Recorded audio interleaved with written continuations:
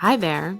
Welcome to the While You Wait podcast, where it's all about helping women just like you learn about the bladder while you're waiting for your appointment with that specialist. Each week, I'll combine science, medicine, and common sense so you can learn, become empowered, and get started on your journey to dryness. I'm your host, Dr. Sarah Boyles, a board-certified urogynecologist. Let's get started.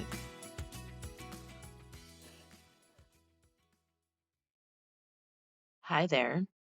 I wanted to talk to you today about bladder leaking and why I think this is such an important issue to treat. The first reason is that it is really common. Women leak.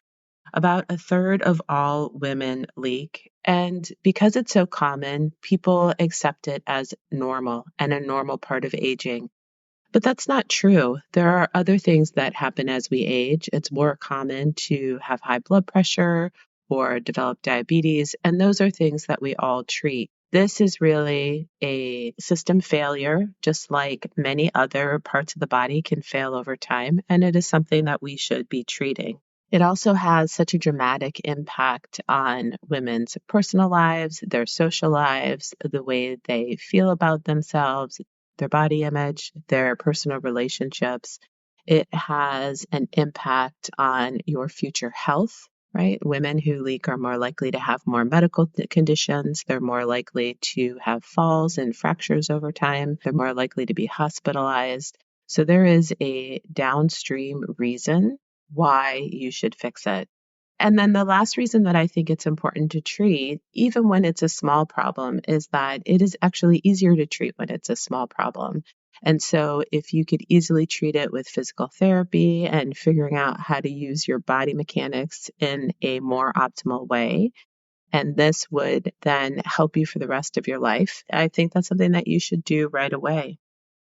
So for women, there are 4 types of leaking. The most common types of leaking are stress incontinence, urgency urinary incontinence, mixed incontinence, and overflow incontinence. So stress incontinence is leaking with coughing, sneezing, exercise, where a force pushes a little bit of urine out. Urgency incontinence is when you are going to the bathroom frequently, so you just feel like you're going to the bathroom too often. There's an urge to get there, and sometimes you can't quite get there on time.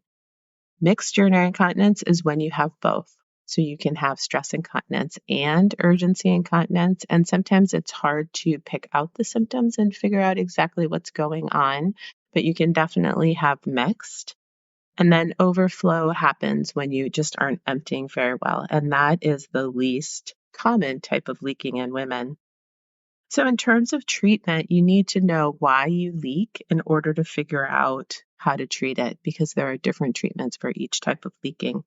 And so figuring out the diagnosis becomes really important. And this can be really hard to figure out on your own. Lots of women don't have the right information and can't make this diagnosis on their own. The information online may be confusing. They may not be sure what practitioner they want to see, or they just may not be comfortable talking about these things. They may not be comfortable with their anatomy or body parts. They may not know what words to use or how to discuss it. Lots of women need help understanding their anatomy and the terminology just to feel more comfortable when they're seeing a provider. And I think this is a very normal part of the process to not feel comfortable with these things. A lot of my job in the office is making people feel comfortable about the things that they really don't want to talk about and making them feel comfortable with what they frequently consider to be too much information, right? This is something that people say to me every day. I'm just giving you way too much information about this. And, that's kind of my job, to be the doctor, the TMI doctor. Once you figure out your diagnosis, then the next step is to figure out the universe of treatment options, because there are a lot of treatment options. And it's important to find the one that will work for your type of leaking, but also the one that suits you. There are different types of treatments. Some are more time intensive than others. They may require going to physical therapy. You might be able to do some of the exercises at home. It might require a mesh. You might like this idea. You might not like this idea. So there are all different things that we have to talk about to make sure that you are picking the treatment that suits you the best. And then, there are just so many treatments out there that people have never heard of before. So for urgency urinary incontinence, one of our common third line treatments, so after you have tried physical therapy and behavioral training, maybe tried a couple of medications, then we get to third line treatment. And one of the common treatments there is Botox, where we actually inject Botox into the bladder to get rid of those symptoms of urgency and frequency. And that works very well. It's something that needs to be repeated over time, but that is not something that a lot of women have heard of, and they don't realize that there's a therapeutic indication for Botox in the bladder. There are also injections that can be done in the urethra. So the urethra is the tube that goes from the bladder to the outside. We do bulking procedures. So I think of that like filler for the lips, except for you're putting it in the urethra. And that allows the urethra to close better and hold the urine back in. And that is a treatment for stress urinary incontinence. But again, I think people know that there are surgeries out there, but aren't aware of these treatments that are procedures, but are in the middle and not as aggressive or invasive as a surgery. So there are lots of different treatment options out there, and it's important for you to understand all of these. So then, how do you get this information? It can be hard to find the right provider, and that is why I have put together my course, Bladder 101, to help facilitate all of this for you. I spend my days talking to women about their pelvic floor issues and their leaking, and I took my experience and my expertise, did some additional research, and I put it all together in this course. And I think this course is helpful for two different types of people. One, if you're someone who has incontinence and you really just don't even know where to start, I think this is a great introductory course. And I also think that it's helpful for women who know what type of leakage they have, but they want to make sure that they understand all of the treatment options and they're looking for some additional information on the treatment options. So those are the two different types of women that I think this course is helpful for. As always, I will include links in the show notes. If you're interested in my course, you will find it on my website, thewomensbladderdoctor.com. There's a tab for courses at the top. You click on that tab and you'll see Bladder 101, and you can go ahead and purchase it from there. So incontinence is such a big problem for so many women. So there are so many women out there who are trying to exercise without leaks, who are trying to get through their kids' baseball game without having to find a bathroom, wanting to laugh after dinner with friends and avoid embarrassing leak, or trying to make it through the business meeting without worrying about your bladder. So I think it impacts people in so many different ways. And it's such a very important thing to address. And it's also easier to address when it is a small problem. So if you address it early, it's easier to treat. If you wait till it's a big problem, then it's frequently a little bit harder to treat. So my goals for Bladder 101 are that at the end of the course, you understand your anatomy, right? So you know your parts, you know kind of what we're talking about, and you understand how that anatomy functions, right? And I go through all of the terminology very carefully. There's no reason to be shy here. I want you to be able to talk to your provider about your leaking using the right vocabulary and be confident in your communication. I think this is something that really holds a lot of women back because they're just not sure how to describe their symptoms. Maybe they're not sure what part of their anatomy is really causing the problem. And so being comfortable with the terminology and understanding the anatomy goes a long way in making you feel more comfortable discussing these issues. At the end of the program, I want you to understand why you're leaking and to know what caused it. I want you to be able to identify your bladder triggers. So bladder triggers are things that make your bladder worse, that can cause leaking, and other health factors. So think about things like hormones, medications, other medical conditions that might be influencing your bladder's bad behavior. By the end of the program, I want you to understand what products, what providers, and what coaches are out there that can help you strengthen your pelvic floor. By the end of the program, I want you to be familiar with all the treatments out there. I think it is easiest to pick the best treatment for you if you understand the whole universe of treatments that are out there.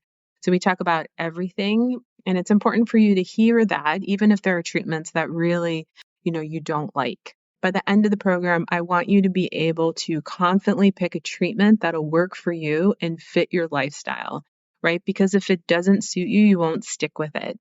So I see lots of women who signed up for, let's say, pelvic floor physical therapy, but they really hate it. They know that they're not going to stick with it. And then in the end, that's not the best treatment for you because you're not really going to do it and stick with it. And so it's important to be honest with yourself about those things. So my Bladder 101 is set up in 3 modules. Module 1 is all about bladder function and dysfunction. Module 2 is all about self-diagnosis and limitations. And then module 3 is all about the treatments. So I'm just going to take a second here and I'm going to go through each module and talk to you about what is included in each module. So the first module, bladder function and dysfunction. So I really feel like this module sets you up for success by making sure you understand the anatomy and the related vocabulary. And I think that is so important. That'll put you and your provider on the same page. You'll be able to understand the language and the conversation a little bit better. I also want you to understand how the bladder is supposed to work and what can go wrong, what different things can cause your bladder to act up. This may seem like a lot more information than you need, but I think it helps to create clarity about what else can impact bladder function. So, just as a quick aside, there are lots of other medical conditions that can cause bladder symptoms. And so it's important to think about all of those things. An example here is sleep apnea. So I see a lot of women with sleep apnea, and sleep apnea can cause bladder problems. And the best way to fix that is actually to fix the sleep apnea, and then the bladder issues will resolve. So it's important to think about all of those things. So after you complete this module, you'll be able to name the parts of the urinary tract and the female pelvis. You'll know where the pelvic floor muscles are in your body and how to find them. You'll understand what nerves are needed to keep the bladder working well and what nerve problems can cause bladder problems. And then I'll also go over the different types of bladder leaking. So stress incontinence, urgency urinary incontinence, mixed urinary incontinence, and then overflow incontinence, and what causes each type of dysfunction. So I think this is really the backbone of the program, and it helps you to understand all of the other components. Okay, so module 2 is about self-diagnosis and limitations. So different types of bladder leaking are treated in different ways. And that means that you have to know why you're leaking to know what treatments will work for you. So every week I see patients in the clinic who come to me and they want to have a sling to fix their incontinence. But a sling only works for stress incontinence. And so it'll work for some women, but not all women. And it's my job to make sure that the women who will be benefited by a sling are offered a sling, and that women who won't be benefited are not offered a sling. So you just can't do a sling on anyone who's leaking because it does not impact all types of leaking. Fixing your bladder can take a lot of work, and you have to be pretty honest with yourself about what you have time for and what you're willing to do. And this is something that I help you dive into so that you're not going down a treatment road that really does not suit you. So at the end of this module, you should be able to identify what type of leaking you have. You should understand your triggers, right? So your habits, what you eat, what you drink, how you exercise, all of these things can impact your bladder. And you need to know what you're doing that actually makes things worse, or maybe even what you're doing that makes things better so that you can do more of that. You need to understand what other medical conditions might impact your bladder. You need to think about the available time that you have. And then at the end of this module, I help you determine your treatment blueprint. And this is to help you pick the best solution for you. You really have to identify what you're looking for. And I call that your treatment blueprint. So this includes identifying factors like whether you need a coach or whether you want to do it all on your own, the amount of time you have, and then using that treatment blueprint to pick the best treatment for you. So then the last module is about treatments. So once you know what kind of leaking you have and what you need to do to make the treatment a success for you, you're ready to start reviewing all of the potential solutions. So in this module, I review the treatments. They're broken down by what type of leaking that you have. And then I've also created a key so you can easily identify if the treatment meets your success criteria, right? So if that treatment is one that would be a reasonable treatment for you. At the end of this module, you should understand overall lifestyle improvements that help leaking. You should be aware of the whole treatment universe for a specific type of leaking, right? So you know all of the different treatments so that you can pick the one that is best suited for you.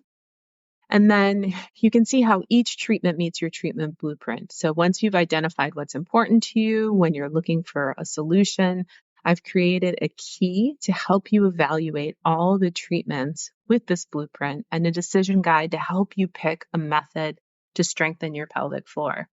Once you've identified what's important to you when looking for a solution, we're going to use that information to help you evaluate all of the treatments with your blueprint.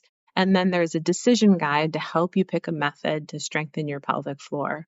Pelvic floor strengthening is always part of the solution, or almost always part of the solution, even if it isn't the only part of the solution. Bladder 101 has these 3 implementation modules designed to teach you about the bladder, your leaking, how to pick the right treatment for you, all of the information that you need to get started on your journey to dryness. There's a complete resource of treatments.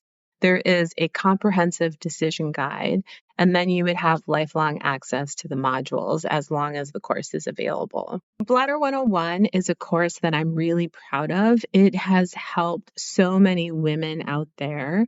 I use parts of this course in my own clinic every day, and I think it is just a great way to help you start thinking about things and help you get started.